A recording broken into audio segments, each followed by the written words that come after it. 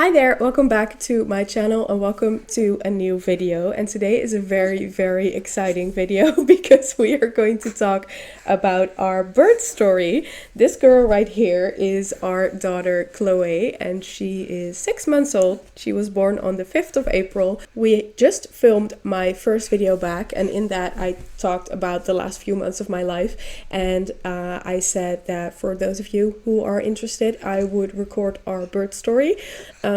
So that's what we're doing today. I'm going to tell you about the last few moments of being pregnant, about everything that happened on the day of and after. So if you are interested in that, then please keep on watching, or else you can just enjoy this cute little face.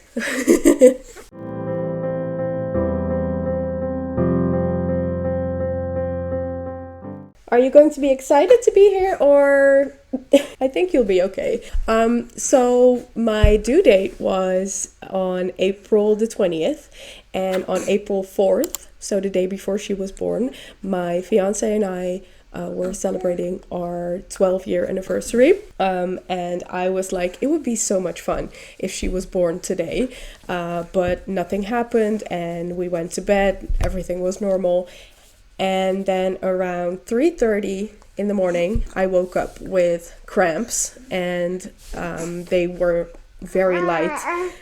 And yeah, there was you wanting to come out. They were very light, so I didn't think anything of it. I tried to go back to sleep and 2 minutes later I woke up with another contraction, as I later found out they were. So I watched some Gilmore Girls to distract myself. They weren't very painful. It was just like, oh my gosh, they're there.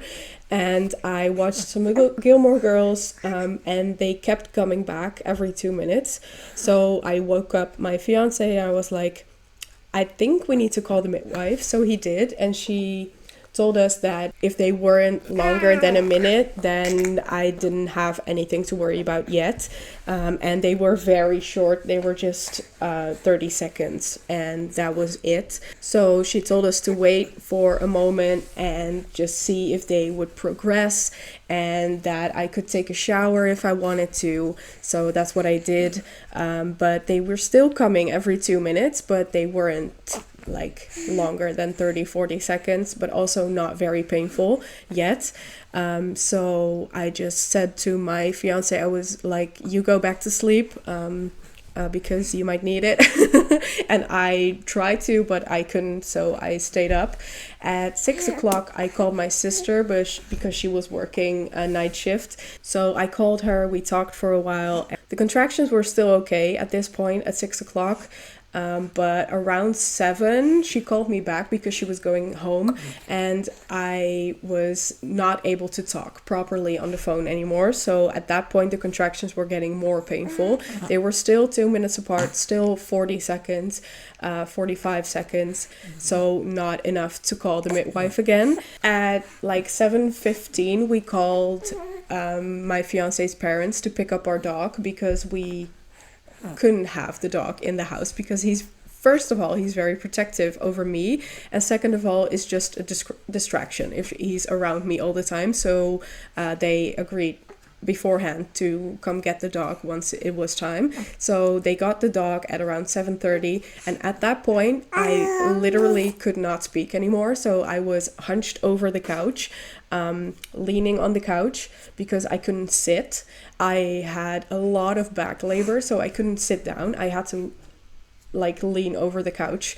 And when my fiance went downstairs to give our dog to his parents, I was like, come back. It was so bad at that point. So that was around 7:30. He called the midwife after that straight away, even though she told us that we could only call when the contractions were longer than a minute for over a full hour. And they hadn't been longer than a minute for over a full hour, but I was like, I need to push soon. I was literally having to push almost immediately after having these bad contractions. So she told us that she would be there in like 45 minutes. And I was like, I don't think I can make it 45 minutes. So she told us to get in the bath because we have spoken about that for like managing the pain. So I got in the bath, but as I said, I couldn't sit down, so I couldn't get comfortable in the bathtub as well. So I was just hanging over the edge, but it was doing nothing for me. But finally, our midwife arrived. She arrived at about 8:15, I think, because we called at 7:30. So yeah, she arrived about 8:15. And she was like, "Where do you want to go?" And I said, "Well, I'm not comfortable in here." So she took me to our bedroom and she checked me there.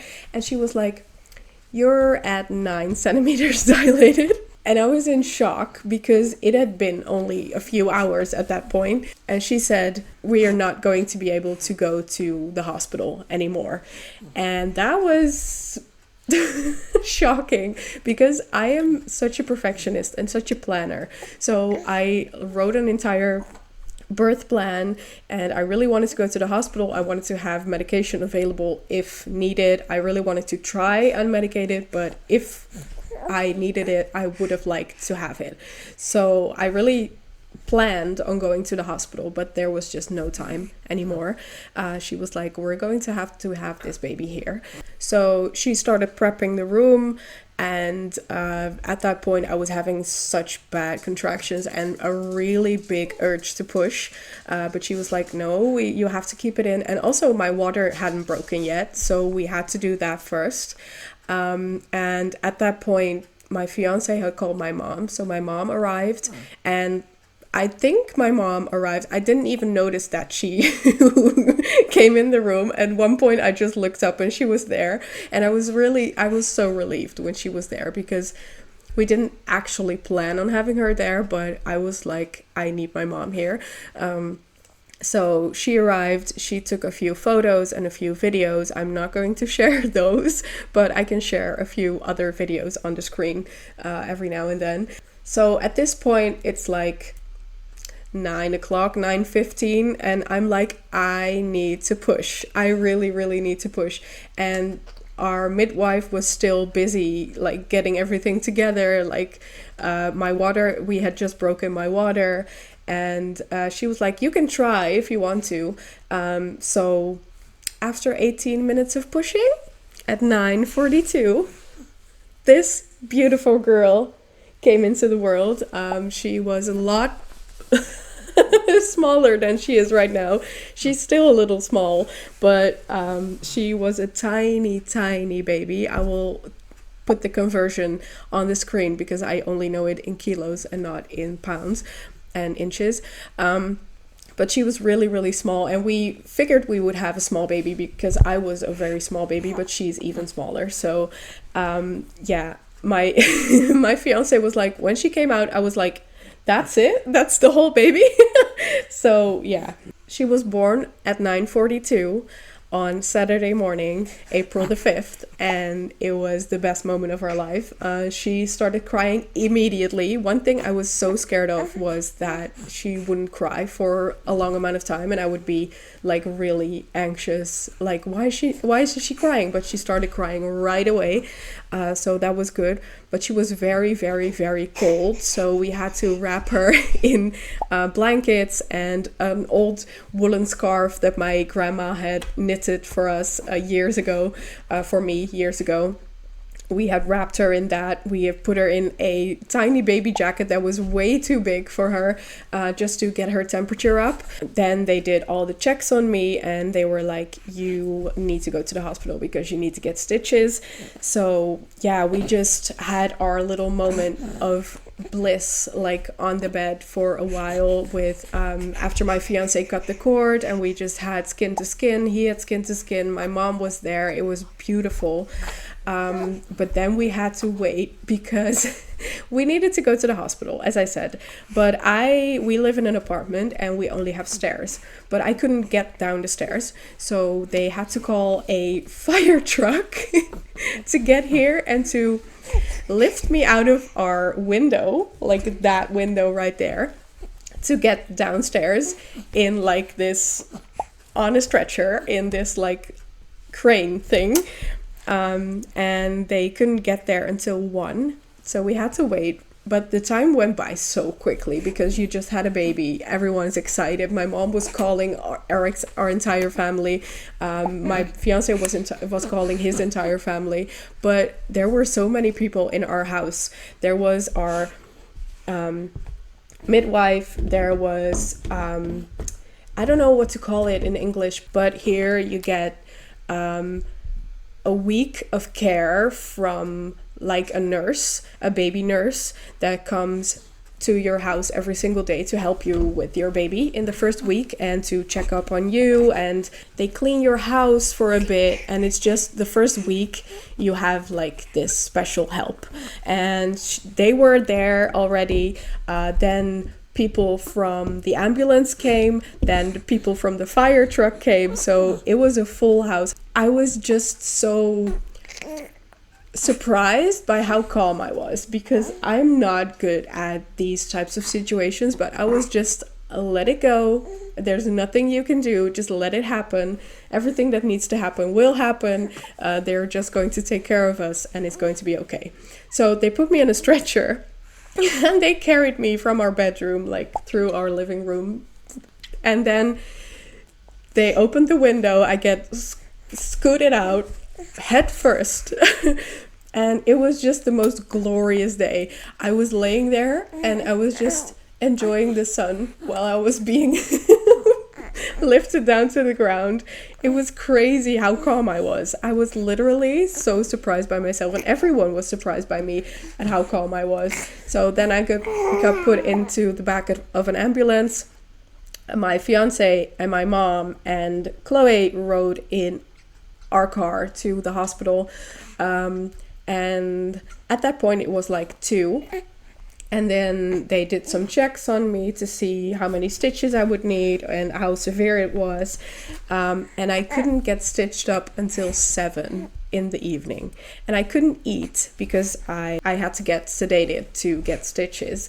So I couldn't eat and I was so tired, and I need to get some food in me right now, but I couldn't.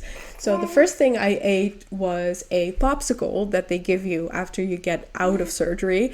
And then after that, my dad came into the hospital and he brought some food, and we ordered some food from like the menu they have in the hospital. My fiance's parents had come to see her in the meantime, and it was just the best day, even though it was so different than what I had hoped and what I had planned. I would do it over again, like that 100 times. It was like the most beautiful day with all our family, and everyone was excited. My sister created a group chat to keep the entire family up to date as well, because I spoke to her at 6 o'clock and then again at 7, so she was like updating the family. She didn't add us at first because she was like, no one contact them, just leave them alone for the first few hours.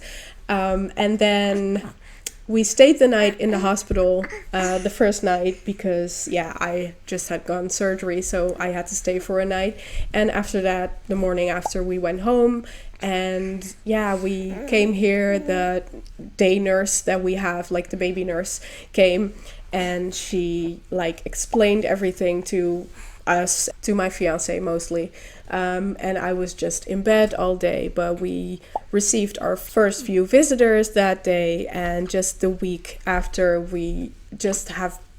I have a calendar with all the names of the people that came by that week, and it was so busy. Like, it was crazy, but so exciting to share her with everyone and see how happy everyone was that she was finally here. So that was just beautiful. Now, tell us how it was for you. Was it as exciting as it was for us? I don't think you remember a lot of it. You're so cute. She's teething so hard right now, so this toy is all she has constantly. You're so beautiful. She's been learning how to roll over. She can roll back to belly, belly to back. She learned how to sit yesterday. She's not 100% yet, but she has the technique down now. And she's just such a smart, clever girl. Like when I try and practice something with her, like the rolling or the sitting yesterday, it only takes like a day before she gets it. She has been sleeping very well. She's been sleeping through the night since she was about 12 weeks old. So we are very lucky. At first, it was very hard for her I tried breastfeeding, but because she was so small, she didn't have the energy to like grasp on properly. So we switched over to formula at one point, and yeah, I was really sad about that because I really wanted to breastfeed, but I did breastfeed for 2 months, but she was just not gaining enough weight, so we switched over. And also, it's very painful. No one tells you how painful breastfeeding can be, but it was very, very, very painful. But I'm happy that we did it for 2 months. Yeah, bottle feeding was just better for you, wasn't it? And now she's starting solids. She's eating fruits, vegetables, and she has like this rice puff every single day. And we're starting with eggs soon, and just, yeah, we're in the phase where everything changes again. But yeah, it's just very, very, very exciting, and we're so happy to have her. And this life is so different from what I used to. It feels like I'm back into my old life right now, but I really want to get back into it. I really want to start uploading videos again. So that's what we're doing, and I'm so, so, so excited. Thank you guys so much for watching this video. We had a lot of fun telling you about our birth story. It was crazy. It was not what we expected. It was a whirlwind. It was so fast. But you really just wanted to get out, didn't you? Ouch. With your grabby hands. I love you so much. Thank you guys so much for watching, and hopefully I will see you in another video soon. Bye. Say bye. Good job.